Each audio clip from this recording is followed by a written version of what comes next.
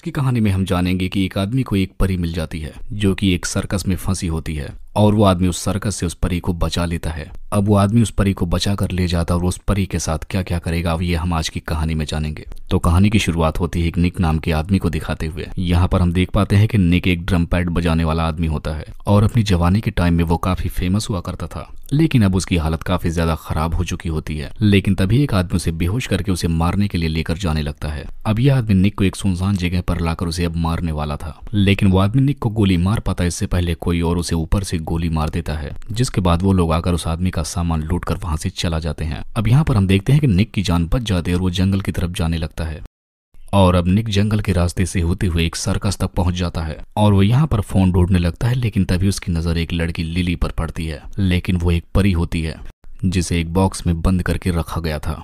Lily ने एक परी का कॉस्ट्यूम पहना हुआ था और यहाँ पर लिली निक को बहुत ही खूबसूरत लगती है और उसे पहली नजर में ही पसंद आ जाती है, जिसके बाद वो छुप छुपा के उसके रूम तक पहुंच गया। तब यहाँ पर लिली उससे कहती है कि शो अब खत्म हो चुका है, तुम्हें यहाँ से चले जाना चाहिए और अगर मेरे आदमियों ने तुम्हें यहाँ पर देख लिया तो तुम्हें बहुत मारेंगे। तब यहाँ पर निक बताता है कि मैं अपने यहाँ पर ड्रम पैड बजाता था, लेकिन आज मैं रास्ता भटक चुका हूँ और मुझे प्लीज यहाँ पर थोड़ी देर रहने की इजाजत दे दो, जिस पर लिली मान भी जाती है। अब इसके बाद लिली उसे ड्रिंक ऑफर करती है। अब यहाँ पर वो लिली से उसके विंग्स उतारने के लिए कहने लगता है क्योंकि लिली काफी अनकंफर्टेबल लग रही थी। तब यहाँ पर लिली उसे बताती है कि मेरे विंग्स यानी पंख मैं नहीं उतार सकती, जिसके बाद वो निक को यहाँ से जाने के लिए कहने लगती है। लेकिन निक यहाँ से जाने से पहले लिली से कहता है कि अगर तुम्हें यहाँ से भागना हो तो इसमें मैं तुम्हारी मदद कर सकता हूँ, लेकिन जिस बात पर लिली उसे मना कर देती है।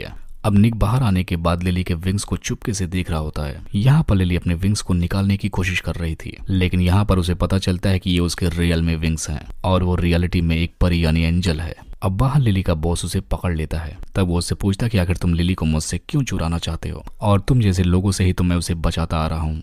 बहुत पहले वो मुझे डस्टबिन में पड़ी हुई मिली थी। अब ये लोग उसे ड्रिंक पिलाने के बाद मारने लगते हैं, लेकिन तभी वहां से लिली पीछे से गाड़ी लाकर टेंट के अंदर घुसा देती है, जिसके बाद वहां से निक को बचाकर भाग निकलती है। जिसके बाद अब निक एक गैस स्टेशन पर आकर अपनी फ्रेंड को फोन करता है। अब यहाँ पर उसे पता चलता है कि उस पर जिसने हमला करवाया था वो एक गैंगस्टर था, क्योंकि निक उस गैंगस्टर की वाइफ के साथ इंटीमेट हुआ था। अब यहाँ पर निक अपनी फ्रेंड से कहता है कि मेरे उस गैंगस्टर के साथ मीटिंग फिक्स करो। तब उसकी फ्रेंड कहती है कि वो तुम्हें सामने पाकर तुम्हें मार डालेगा। अब फोन पर बात करते हुए निक लिली को भी देख रहा था जो कि उड़ने का ट्राई कर रही थी।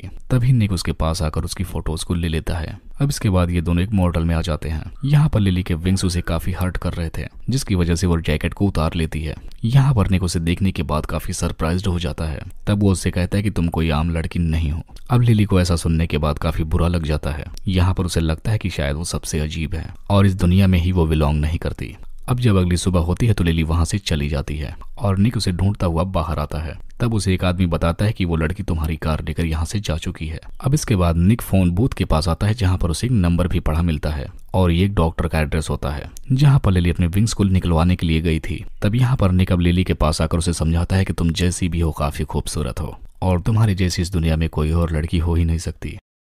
अब यहाँ पर लिली को पहली बार किसी ने एक्सेप्ट किया था तो उसे भी काफी अच्छा लग रहा था, जिसकी वजह से वो उसकी बात को मान जाती है। अब इसके बाद घर पर आकर निक अपनी फ्रेंड से फिर से बात करता है। तब उसके फ्रेंड निक से पूछती है कि आखिर तुम्हारे पास ऐसा क्या है जो तुम उस गैंगस्टर से मिलना चाहते हो। तब निक उसे लिली के बारे में बताता है और वो कहता है कि मैं उसे लिली दे दूंगा और जो भी लिली कमाएगी उसका कट मैं ले लूंगा। अब अगले सीन में हम देखते हैं कि निक उस गैंगस्टर को लिली के फोटोज को दिखा रहा होता है।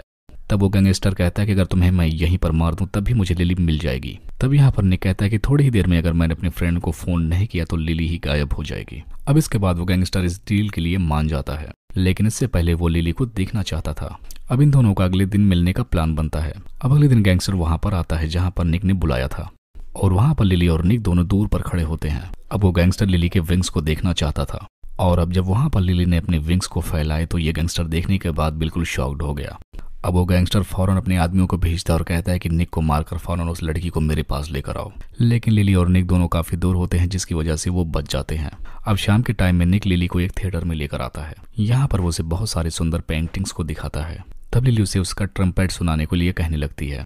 तब यहाँ पर निक भी उसके लिए बहुत प्यारी धुन बजाता है, जिसे सुनने के बाद लिली काफी इमोशनल हो जाती है। अब इसके बाद वो निक को डांस करने के लिए कहने लगती है और यहीं पर ये दोनों डांस करते करते एक दूसरे के साथ इंटीमेट भी हो जाते हैं। अब इधर हम देखते हैं कि निक लिली को वापस लाने के लिए अपनी फ्रेंड से मदद मांगता है, जिसके बाद उसकी फ्रेंड उसकी हेल्प करने के लिए तैयार भी हो जाती है। जिसके बाद निक और उसकी फ्रेंड एक ट्रक लेते हैं और उस गैंगस्टर के पास फौरन निकल पड़ते हैं। अब गाड़ी से उतर कर निक फौरन लिली के पास जाता है, जहाँ पर लिली और वो गैंगस्टर दोनों बैठकर मूवी देख रहे होते हैं। अब यहाँ पर निक आकर लिली से कहता है कि तुम्हें मेरे साथ चलना चाहिए, मैं तुमसे बहुत प्यार करता हूँ। और यहाँ पर गैंगस्टर कहता है कि हाँ तुम इसे लेकर जाओ, जिसके बाद गैंगस्टर के आदमी आकर निक को पकड़कर बाहर फेंक देते हैं। तब यहाँ पर लिली गैंगस्टर से कहती है कि जब तक मैं तुम्हारे साथ हूँ निक को कुछ नहीं होना चाहिए। अब अगले दिन हम देखते हैं कि वो गैंगस्टर लिली को अपने साथ एक पार्टी में लेकर जाता है और वहीं पर निक को भी ट्रम्पेट बजाने का कॉन्ट्रैक्ट मिला था। और जब गैंगस्टर काफी बिजी होता है उस वक्त लिली और निक दोनों एक दूसरे के आमने सामने आ जाते हैं, लेकिन यहाँ पर लिली निक से कोई भी तरह की कोई बात नहीं करती, जिसके बाद वो गैंगस्टर उसे आकर वहां से लेकर जाने लगता है।